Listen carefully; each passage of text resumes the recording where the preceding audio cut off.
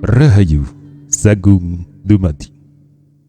Masih bersama kami di channel Babat Nusantara. Pada kesempatan kali ini akan melanjutkan cerita Krisnogo Sosro Sabu Inten bagian ke-28. Sebentar kemudian berubahlah naga itu menjadi gumpalan api yang bergulung-gulung menghantam lawannya. Laki-laki bintang kemukus itu menjadi agak kebingungan. Maka segera ia menghindar dengan terjun ke dasar samudra. Namun api-api itu pun menyusul ke dasar samudra dengan api yang masih tetap menyala, sehingga air lautan menjadi mendidih karenanya. Segera laki-laki itu meninggalkan lautan dan terbang ke udara.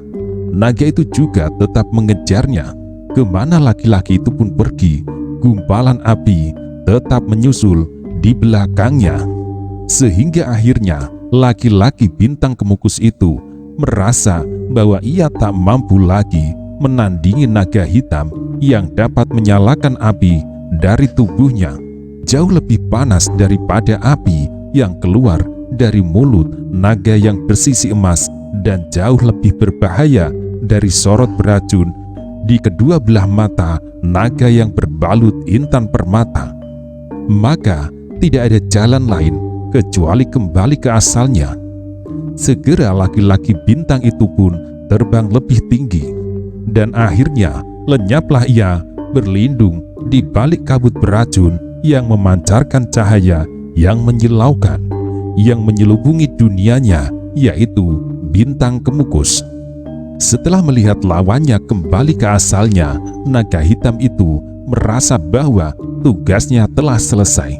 Segera ia turun kembali ke bumi untuk menemui kedua naga yang bersisi emas dan berbalut intan. Mudah-mudahan setelah ia menunjukkan jasanya, sudilah kiranya kedua naga itu mengaku sebagai saudara. Tetapi alangkah kecewanya ketika ia sampai di bumi, kedua ekor naga itu sudah tidak lagi ada. Maka menghadaplah naga hitam itu kepada Baginda Raja Bumi untuk menanyakan kalau kedua ekor naga itu sudah mendahulunya menghadap. Di sepanjang jalan, naga hitam itu selalu bersyukur di dalam hati. Mereka dalam keadaan telah hampir pulih kembali. Orang-orang sudah tidak lagi ketakutan. Agak berbanggalah hatinya kalau ia mendengar beberapa orang menyebut-nyebut namanya sebagai pahlawan.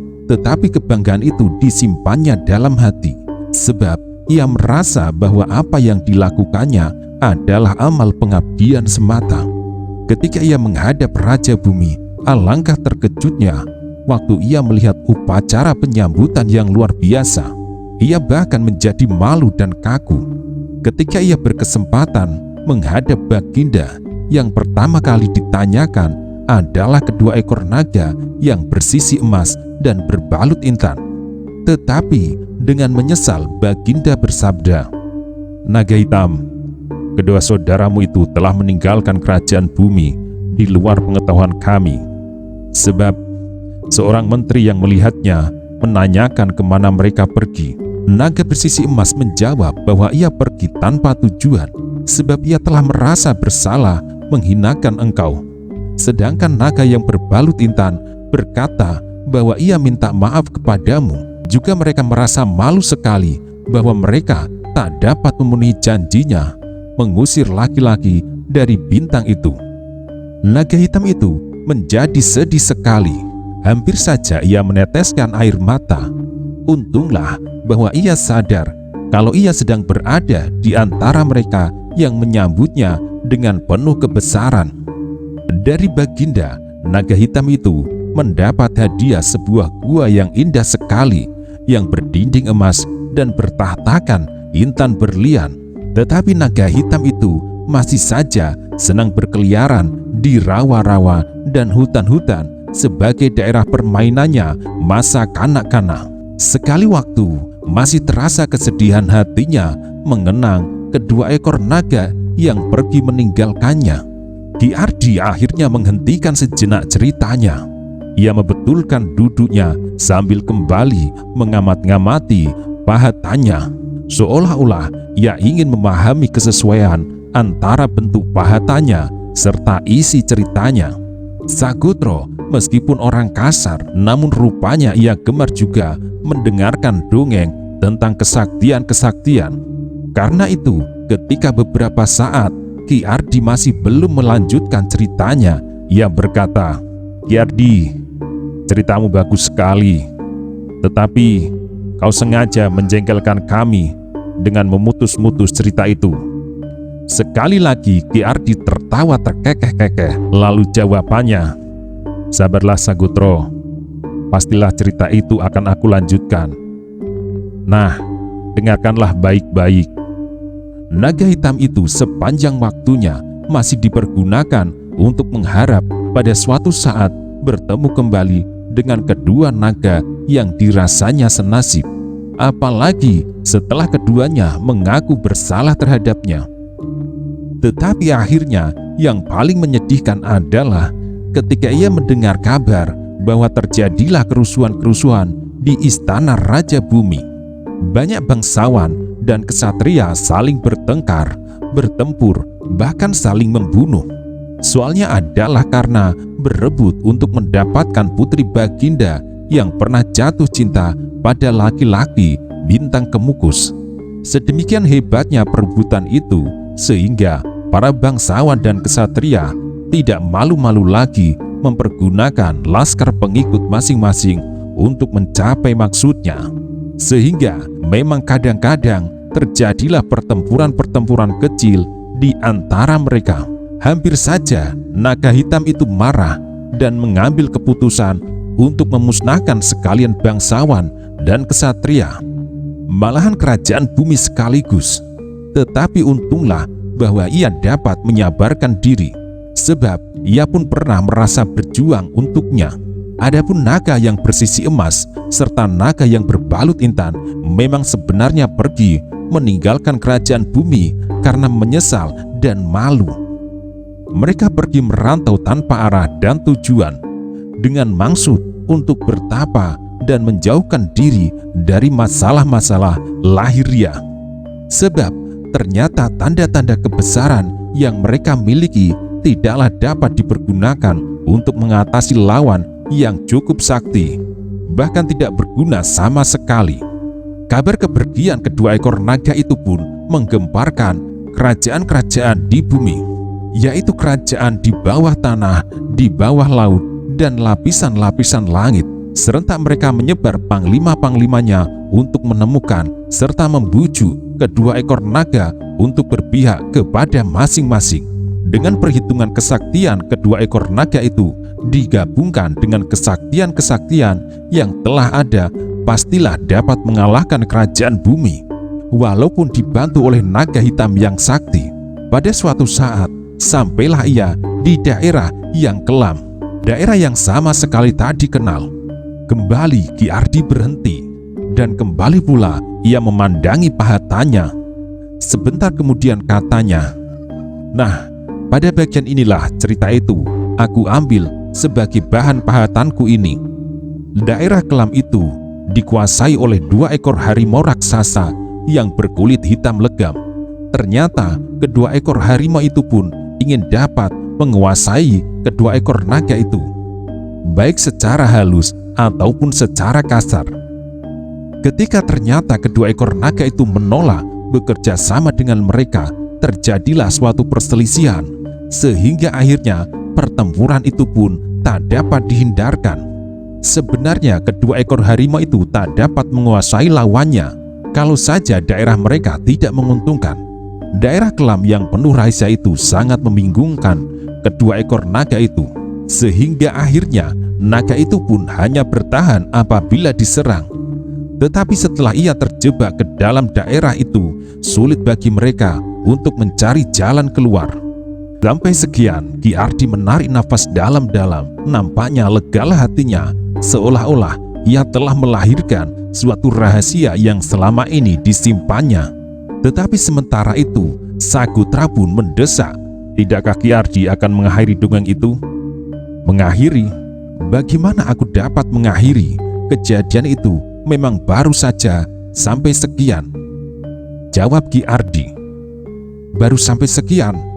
Tanya Sagutra heran.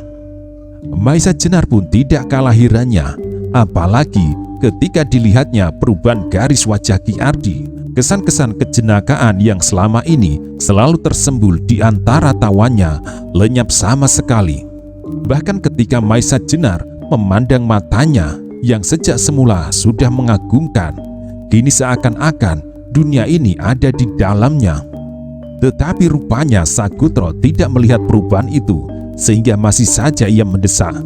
Ki Ardi, katakanlah akhir dari dongeng itu. Nanti aku akan memuji pahatanmu itu pula. Ki Ardi tersenyum, tetapi senyumnya kosong.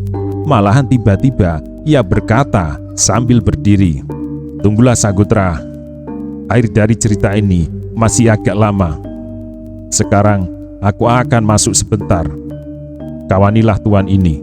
Rupanya Sagutra ingin lekas-lekas mendengar akhir dari cerita itu, sehingga ia menggerutu tak habis-habisnya. Meskipun demikian, Ki Ardi seolah-olah tidak mau lagi mendengarkannya. Ia berjalan berlahan-lahan masuk ke dalam gua, dan sejenak kemudian lenyaplah ia ditelan gelap. Maisa Jenar yang melihat perubahan itu menjadi curiga, tetapi ia sama sekali tak menunjukkan kecurigaannya. Hanya saja karena mungkin segala sesuatu dapat terjadi, maka haruslah ia bersiaga. Apalagi ketika sampai beberapa lama Ki Ardi masih juga belum muncul. Kecurigaan Maisa Jenar semakin bertambah. Terasa bodohnya sehingga ia dapat dipermainkan oleh keadaan, ataukah ia sudah berubah menjadi seorang penakut yang selalu diliputi oleh perasaan was-was dan curiga. Sagutra pun akhirnya merasa tidak sabar, hanya masalahnya yang berbeda. Maka segera ia pun berdiri dan memanggil Ki Ardi, tetapi tidak ada terdengar orang yang menyaut. Tampaknya Sagutra telah terbiasa bergaul dengan Ki Ardi. Tampaknya telah pula Sagutra terbiasa masuk keluar rumahnya. Maka ketika panggilannya tiada mendapat sambutan, segera Maisa Jenar pun berdiri dan melangkah menuju ke mulut gua. Dan sejenak kemudian ia pun telah lenyap di telan gelap. Saat itu Maisa Jenar tinggal duduk seorang diri di samping api yang masih menyala-nyala. Bayangan-bayangan yang ditimbulkan tampak selalu bergerak-gerak, kadang-kadang membesar dan kadang-kadang mengecil seperti akan lenyap. Suasana malam itu rasanya diliputi oleh suatu rahasia, dan ini sangat menggelisahkan Maisa Jenar. Aneh bahwa pada saat itu ia merasa kehilangan ketenangan. Sejenak kemudian apa yang digelisahkan ternyata terjadi. Tiba-tiba dengan tak diketahui arahnya, di atas bukit kapur kecil itu tampaklah sesosok tubuh manusia yang berdiri tegap. Meskipun cahaya api itu samar-samar mencapainya, tetapi tidak dilihatnya wajah orang itu dengan jelas. Meskipun Maisa Jenar yang berpandangan sangat tajam, segera Maisa Jenar pun meloncat berdiri. Ia tidak tahu maksud orang itu, tetapi pastilah ia tergolong orang sakti. Sehingga dengan begitu saja, tanpa diketahui arahnya, ia sudah hadir di situ. Sehingga untuk menjaga diri dari segala kemungkinan, segera Maisa Jenar memusatkan pikirannya, mengatur pernafasannya, serta menyalurkan segala kekuatannya ke sisi telapak tangannya. Meskipun ia belum bersikap. Melihat kesiagaan Maisa Jenar, orang itu tertawa lirih. Bunyi tertawanya lunak dan menyenangkan. Ketika kemudian orang itu berkata, Maisa Jenar menjadi terkejut sampai tubuhnya gemetar. Suara orang itu ternyata kecil dan nyaring. Maisa Jenar, tidak perlu kau kerahkan ilmumu Sosro Birowo. Aku tak bermaksud apa-apa. Maafkan kalau aku mengejutkan engkau. Ternyata suara itu pernah didengarnya. Ya, bahkan baru saja. Suara itu adalah suara Ki Ardi. Jadi ternyata benarlah dugaannya. bahwa Ki Ardi bukanlah orang sembarangan. Apalagi ketika orang itu melambaikan sebilah keris yang tampaknya seperti membara di kegelapan malam. Jantung Maisa Jenar serasa akan berhenti. "Kalau begitu, Tuan adalah Ki Ageng Pandan Alas," sahut Maisa Jenar tergagap.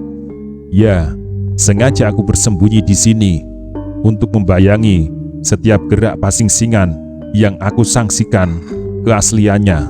Sebab Pasingsingan adalah sahabatku di masa muda, tidaklah tergolong dalam aliran hitam. Dan sementara ini Pasingsingan melihat murid kesayangannya yang kau lukai. Biarlah aku mengurus keluargaku pula. Kau sementara ini dapat tinggal di sini. Seminggu lagi kau dapat menuai jagung di belakang bukit ini. Baru setelah itu kau lanjutkan perjalananmu. Sayanglah jagung itu kalau tak ada yang memetiknya," ujar orang itu. Dengan tak sengaja Maisa Jenar melangkahkan maju mendekati bukit kapur itu. Tetapi segera Ki Ardi yang ternyata juga Ki Ageng Pandan Alas mencegahnya. "Maisa Jenar, aku masih belum mempunyai waktu untuk menemuimu. Yang penting adalah tak perlu Sagotra kau beritahu masalah ini. Mungkin ia sudah berubah pikiran, tetapi di dalam keadaan terpaksa, sulitlah ia menyimpan rahasia. Juga kau tak perlu menceritakan yang baru saja terjadi. Aku percaya bahwa pasti kau tahu maksudnya.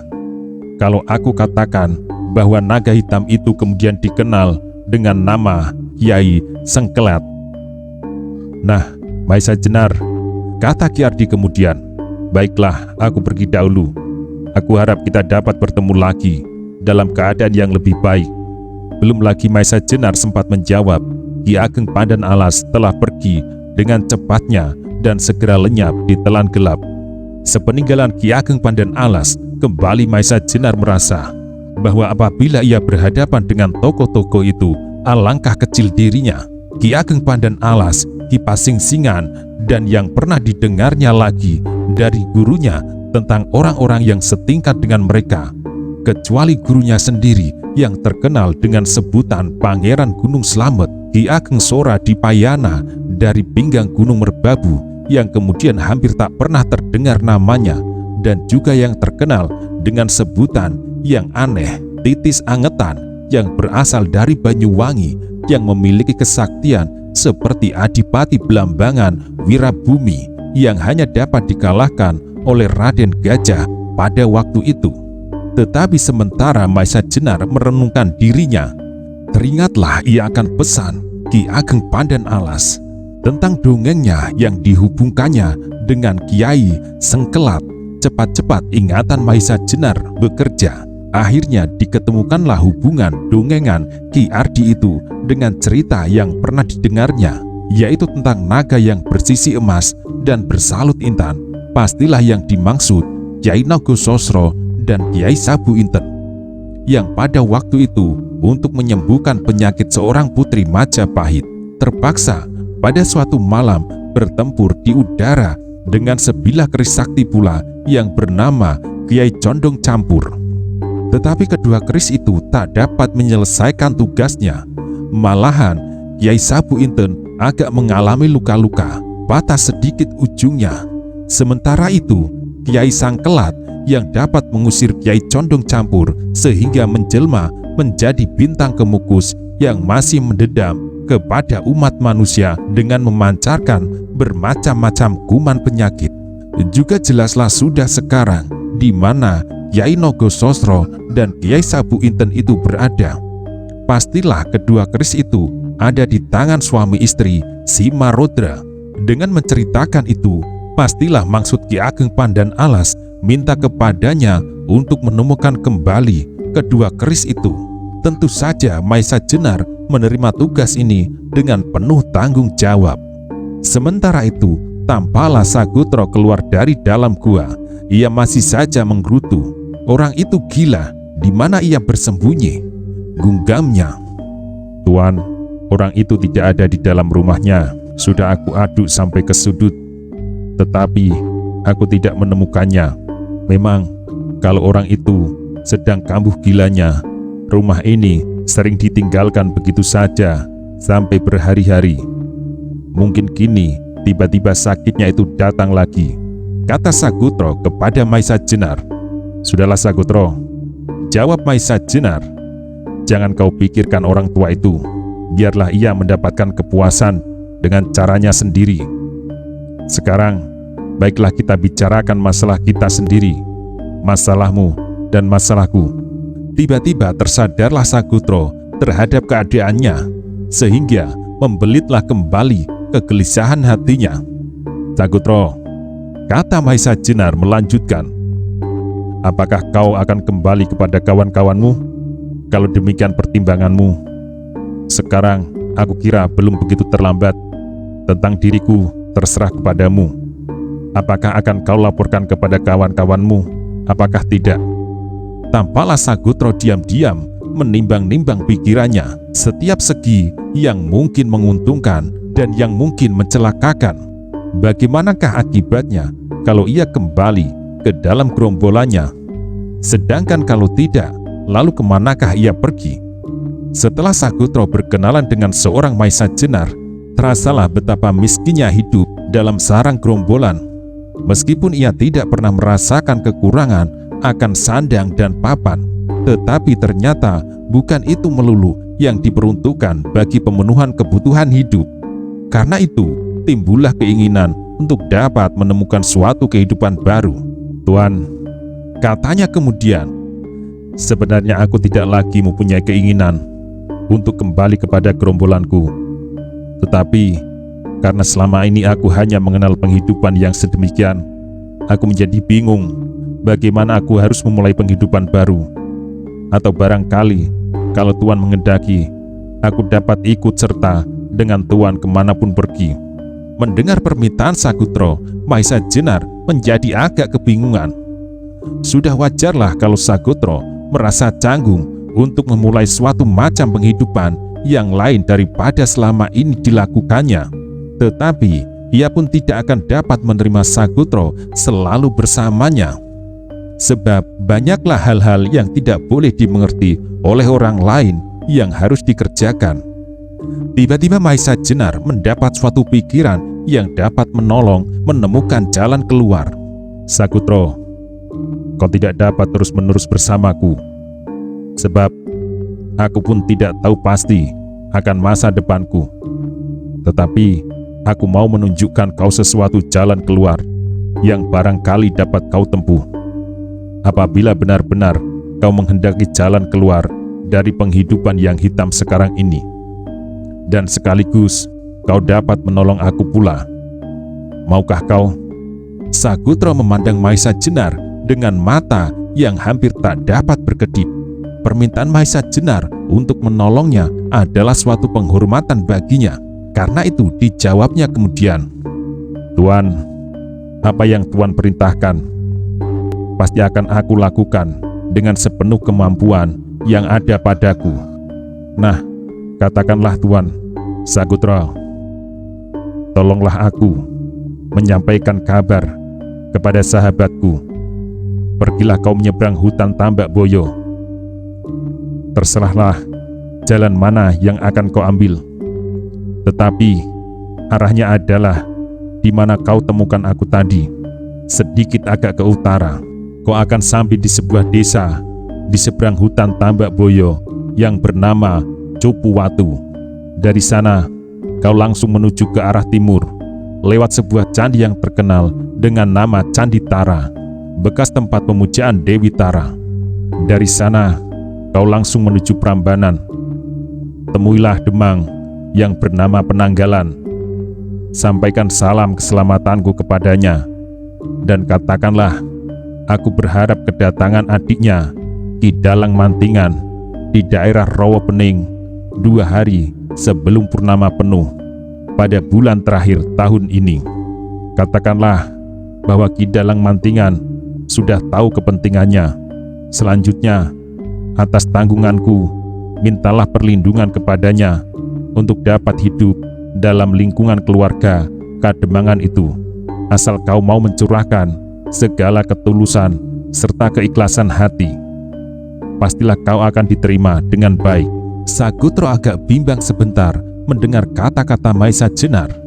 Memang ia selalu ragu-ragu untuk mempercayai dirinya sendiri, tetapi ia tidak mau mengecewakan Maesa Jenar.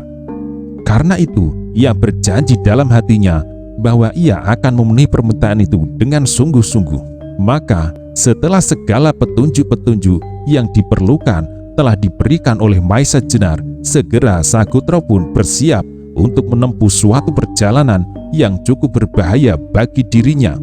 Tetapi sebenarnya Sakutra bukanlah seorang penakut, dan ia termasuk tokoh yang keenam sesudah Wadas Gunung. Karena itu, setelah berketetapan hati untuk menempuh perjalanan itu, maka ia pun tak pula mengenal gentar. Karena perjalanan di daerah hutan itu agak berlangsung beberapa hari, meskipun dengan agak malu-malu sedikit, diperlakukannya juga mengambil beberapa ontong jagung sebagai bekal perjalanannya. Dan berangkatlah Sakutra pada malam itu juga supaya tidak terlambat. Sebab apabila ditunggu sampai besok, pastilah beberapa lawannya sudah mencarinya. Sepeninggalan Sakutra, Maesa Jenar segera merasa betapa sepinya tinggal seorang diri di tengah padang di bawah sebuah bukit kapur. Tetapi bagaimana juga ia ingin memenuhi permintaan Ki Ageng Pandan Alas untuk tinggal kira-kira seminggu di tempat itu.